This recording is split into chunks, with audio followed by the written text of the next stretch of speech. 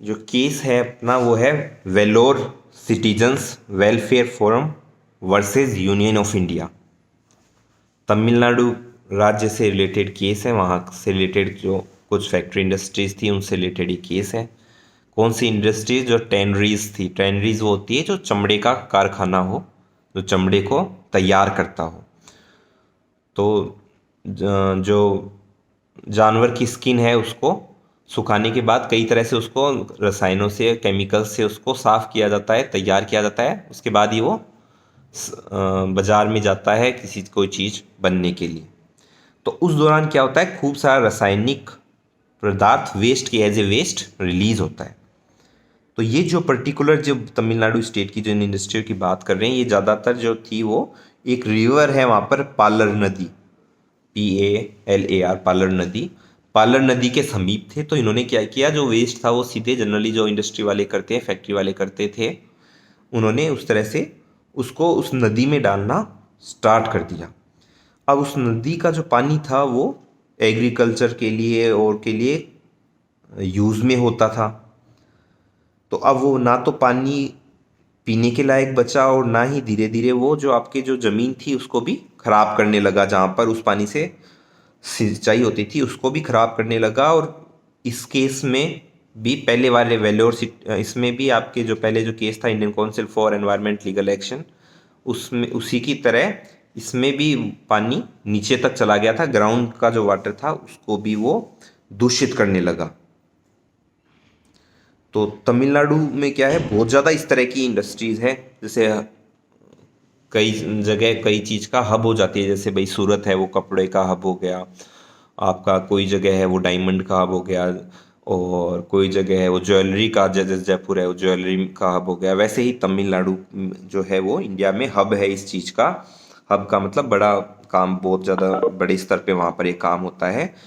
और जो एक तरह से माना जाता है कि जो फिनिश्ड लेदर जो है, जो तैयार हुआ हुआ लेदर है जो इंडिया एक्सपोर्ट करता है, भारत बेचता है, उसमें से 80% तो तमिलनाडु में ही बनाया जाता है। तो मतलब इतना बड़े, इतनी सारी इंडस्ट्रीज वहाँ पर, फैक्ट्रीज वहाँ पर इस तरह की चमड़े की है।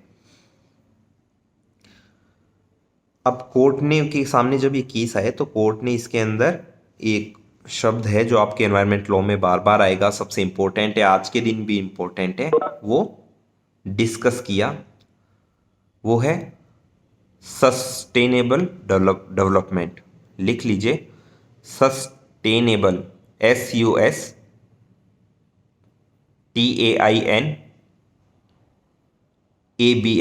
Sustainable development.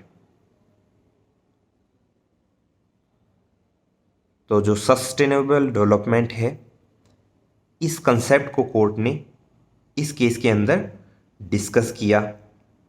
ये जो कंसेप्ट है सबसे पहले स्टॉकहोम डिक्लेरेशन 1972 में आया था। स्टॉकहोम डिक्लेरेशन मतलब स्टॉकहोम जो जगह है वहाँ पर जो एनवायरनमेंट से रिलेटेड जो मीटिंग हुई थी, जो कई देशों की, उसके अंदर सबसे पहले ये वर्ड उठाया गया था, सस्टेनेबल डेवलपमेंट। मतलब डेवलपमेंट कैसा होना चाहिए, विकास कैसा होना चाहिए, वो होना चाहिए सस्टेनेबल डेवलपमेंट होना चाहिए। तो इस चीज़ को सबसे पहले उठाया था, सबसे पहले वर्ड आया था स्टॉकहोम कन्वेंशन में। उसके बाद world commission on environment and development के जो रिपोर्ट थी, वो उस रिपोर्ट का नाम था आवर कॉमन फ्यूचर। तो इस आवर कॉमन फ्यूचर के अंदर भी सस्टेनेबल डेवलपमेंट का जिक्र किया गया था। इस कमीशन को चेयर किया गया था जो नॉर्वे का उस टाइम के जो प्राइम मिनिस्टर थे, मिस्टर GH ब्रंटलैंड। तो इसको जो रिपोर्ट थी उसको कहा गया ब्रंटलैंड रिपोर्ट। इसी तरह 1991 की जो वर्ल्ड कंजर्वेशन यूनियन थी, उसके अलावा जो अर्थ समिट थी 1992 की रियो डी जेनेरियो में, वहाँ पर भी ये जो शब्द है ये काम में लिया गया और इसको डिस्कस किया गया। और वहाँ पर लगभग 153 देशों ने साइन किया कि हम सस्टेनेबल डेवलपमेंट की तरफ कदम उठाएंगे, हम सस्टेनेबल डेवलपमेंट को बढ़ाएंगे, या इस तरह का सस्टेनेबल डेवलपमेंट वाला ही विकास हम करेंगे। तो ये जो मैं बताया आपको, जैसे सबसे पहले कंसेप्ट आया 1972 के अंदर स्टॉकहोम डिक्लेरेशन में, फिर 1987 में ब्रंटलैंड रिपोर्ट में जो आवर कॉमन फ्यूचर था। उसके बाद जो 1992 का रियो डी जेनेरियो में 153 देशों ने इसको जब साइन कर दिया, तो ये बहुत पॉपुलर कंसेप्ट हो गया, हर जगह ये मतलब एक्सेप्ट होने लगा, और इस चीज़ को लागू करने के लिए सब देश जो है वो क्या करने लगे, वो अपने इफर्ट्स करने लगे और योजनाएं बनाने लगी। तो अब आता है सस्टेनेबल डेवलपमेंट है क्या, इसकी परिभाषा क्या है सस्टेनेबल डेवलपमेंट की। तो सस्टेनेबल डेवलपमेंट की परिभाषा जो ब्रंटलैंड रिपोर्ट में दी गई थी, ब्रंटलैंड रिपोर्ट कौन सी है, वो आवर कॉमन फ्यूचर वाली 1987 में जो वर्ल्ड कमीशन ऑन एनवायरनमेंट और डेवलपमेंट पर हुआ था, उसकी ये रिपोर्ट है। तो ब्रंटलैंड रिपोर्ट में जो सस्टेनेबल डेवलपमेंट की जो परिभाषा दी गई, वो इन्वर्टेड कोमा में मैं आपको बताता हूँ, इंग्लिश में थी ऑब्वियसली, जो मैं इंग्लिश में बताता हूँ फिर आपको हिंदी में उसका अर्थ बता दूंगा।